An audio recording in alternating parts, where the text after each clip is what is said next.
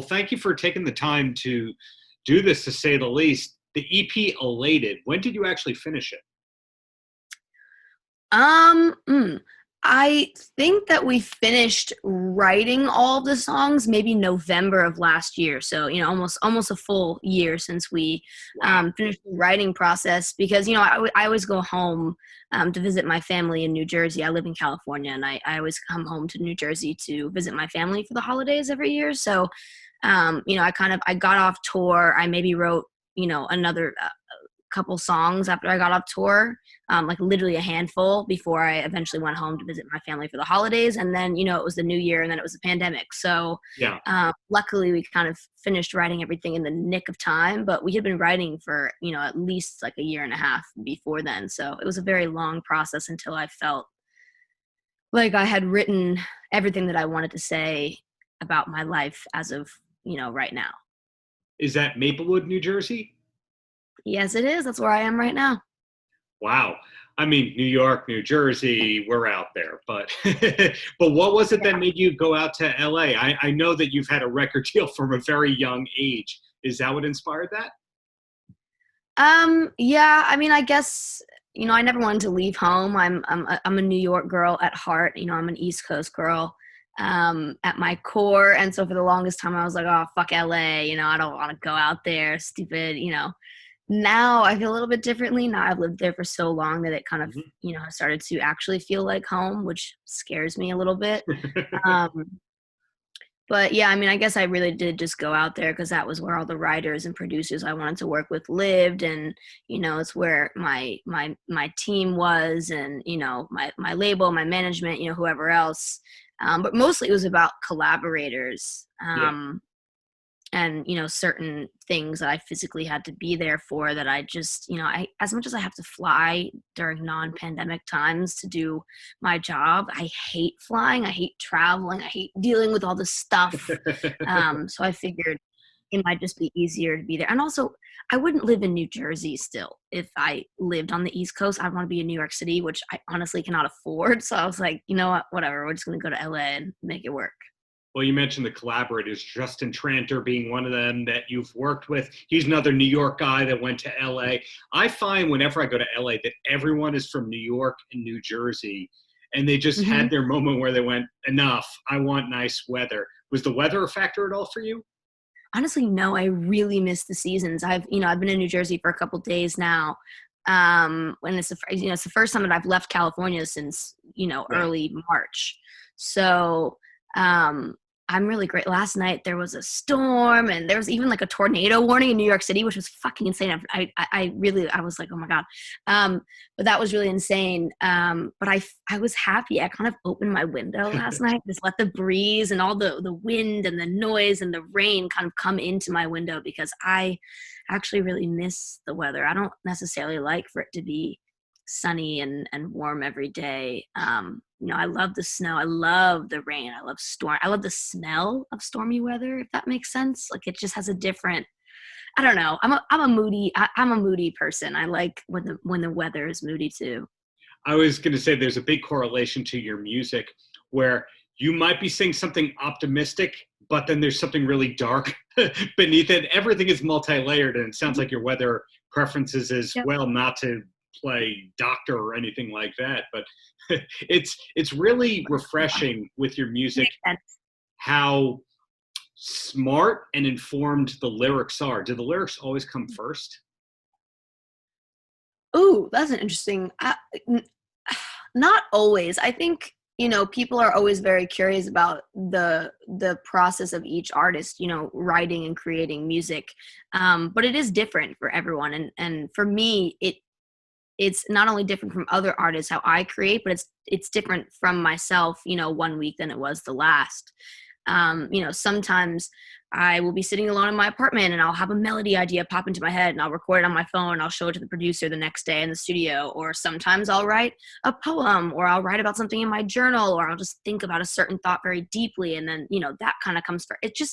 It really, or other times, I have no ideas until I get to the studio, and then a producer will Hmm. start playing something and I'll start humming along, and then the lyrics kind of follow with it. So, there are many different ways that I create, but lyrics are very important to me. I have a lot of friends who, are always like, they're like, oh, I don't care about the lyrics. I just think this melody is cool, or the production is hard, or, whatever it is that they say. But for me, lyrics have always been really important. I've always loved writing. I've always loved journaling and writing poems, and, lyrics really speak to me. They always have. And I definitely spend a lot of time, once I do come up with the idea of what I want to say, I do spend a lot of time, making sure that each thing is phrased in a way that I think is interesting and also not too complex, because one of my favorite quotes of all time is, people confuse art with confusion, which is something that one of my favorite artists, Keaton Henson, said at one point. And I think that that's really an interesting point. It's like, people think that when you look at something, like, oh, I don't understand it, it's artistic, that's what art is. Right. But I think that art is being able to communicate and express, your own feelings and interpretations of your experiences and of the world around you in a way that is you, but is open-ended enough for other people to insert their own perspective into it and feel understood by it. So I definitely spend a lot of time, working on the lyrics to make sure that they're something that I believe and something that's true to me, but and something that like satisfies me and it like feels eloquent enough. Yeah. But is also open-ended enough for other people to, make about their own experiences. But if I heard a song from you and the lyrics are basically, I want you, I need you, please be with me, I'd be like, uh-oh, something's wrong. This does not sound like her, because you make these interesting revelatory kind of feelings while also saying universal thoughts or universal truths. It's almost like you probably have some pressure, like, that's too generic, we have to spice it up a little bit. Yeah, I definitely do feel like sometimes, I'll work with certain people, or someone will send me a song and be like, why don't you, here's a song that I wrote if you want to record it or collaborate with me on it. And then, sometimes I hear things, I'm like, well, could I rewrite this thing? Like, honestly, a lot of my fans were confused and made note of how made sure that I knew how confused and thrown off they were that I had like technically a love song on my EP, because as long as I have been writing music, I haven't done that. I've definitely released, when I was like 15, I released songs that were written by somebody else when I didn't have as much of a say in my own music. I released, more like cutesy love songs, but as long as I've been writing my music, I haven't done that. And they were very confused because I don't say things that are like, oh, I miss you, and, your cute little smile and whatever. I don't typically feel that for people, but I also definitely don't write about it. And then they eventually realized, after I did a few interviews, that the love song is actually a song that I wrote about the earth, about Mother Earth, and like how, beautiful the world can be if you allow yourself to see it that way and see it, for the beauty that you can find and that like you will eventually experience.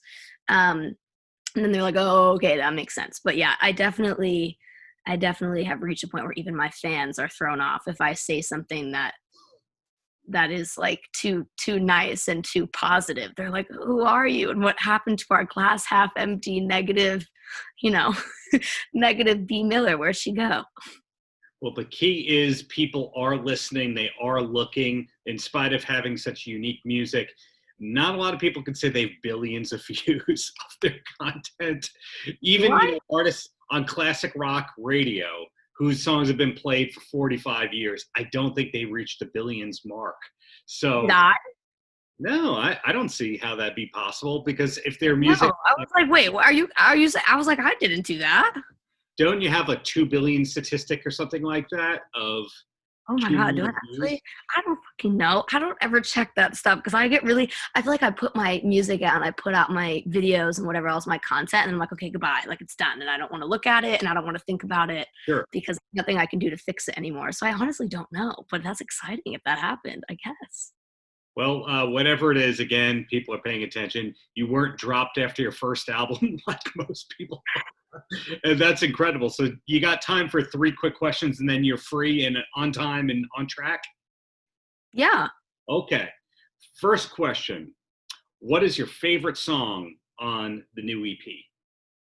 Oh, everybody always wants to know that. It's like they're all, that would be like my mom having to pick between me and my siblings, you know? It's But not, doesn't she like you better? I mean, yeah, between you and I, but Duh. don't tell them. My sister's literally downstairs. She can hear me, I'm sure. I'm sorry, Georgia. Um, but I don't know. I guess Self-Crucify surprised me the most because I didn't necessarily realize I was ready to confront those things in my own music until I did, until it happened. Hmm. It, just kind of came out the day that I wrote it. Um, and that really shocked me because as much as my music has always been very truthful and real to me, I definitely have never gotten quite that personal. And I said things in that song that I haven't even said to the people that I wrote those things about. So um, that is a little bit, that really shocked me. So I do really love the fact that I was able to say those things and release that song and not, kind of go back on it and be like, never mind. Um, but I don't know. I also really love I Never Want to Die because I love that style of music and that one also caught me by surprise. And I just had a lot of fun when I made it, and it's very different from anything else I've ever made. Hmm. Um, but I love it. I can't wait to perform that one live. I think, musically, stylistically, it's really different, but it's closer to the things that I actually personally listen to myself. So, from other artists. So I don't know. I definitely didn't think that I would ever be able to put out. I just didn't think I'd be allowed to make music that is a little bit more alternative sounding like that song is, because technically, of course, I am a pop artist, and there is a certain level of a certain degree of censorship sometimes over certain things that I want to release. But yeah, that one I also love, but I love them all. I don't know, I wouldn't have released them if I thought any of them were shitty.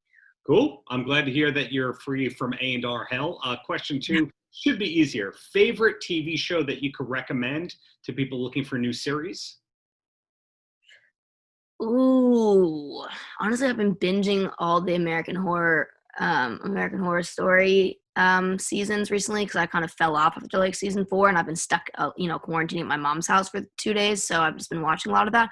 But honestly, I love The Good Place. That's a great Oh, yeah. show. I love Community. That show is so funny. I don't really love it as much after some of the main characters leave. Once Donald Glover left, I was kind of like, okay. He was like a very important character. Hmm. But yeah, I mean, those I would say are two of like my favorite shows that I've watched recently, regardless of what I'm currently binging. Sure. Jeremy Bearimy, indeed. And the closer for Yes. any last words for the kids? Um, I never really have any closing statements, I guess just that I'm grateful that there are people in this world who actually care about what I have to say and who like my music and feel connected not only to me but to each other because of that. Hmm. I'm grateful that a lot of my fans have found one another and befriended each other and found common interests through me. And I think that's really cool. And yeah, I guess that's really all I have to say on that. Like Forrest Gump, that's all you have to say about that. Well, thank you so much for your time.